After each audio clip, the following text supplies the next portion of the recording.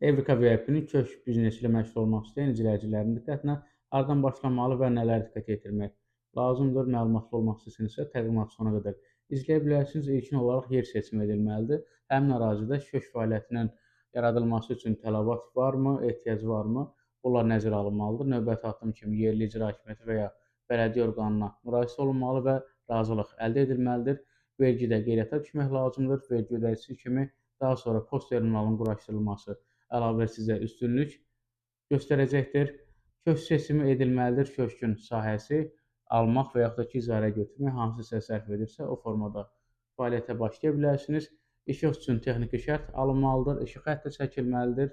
Bu soyuducular və digər avadanlıqlar üçün zəruri bir hal kimi qiymətləndirilə bilər. Məhsul seçimi düzgün aparılmalıdır. Gündəlik tələbata uyğun olaraq məhsullar seçilməli və satışa uyğun tənzimlənməlidir. İşçi və ya şəxsi iş rejiminin olmasına diqqət yetirmək lazımdır. İşçi fəaliyyət göstərəcəksə, onun sosial müdafiə, eyni zamanda pensiya fonduna ödəyəcəyi məbləğlər hamısı müəyyənləşdirilməlidir. Köşk neçə saat fəaliyyət göstərəcək, 12 saat, 24 saat və yaxud da ki, digər saat aralığında bunları müəyyənləşdirmək lazımdır. Ətraflı öz fikirlərinizi bizimlə bölüşə bilərsiniz. Diqqətiniz və etibarınız üçün təşəkkür edirik. Sağ olun.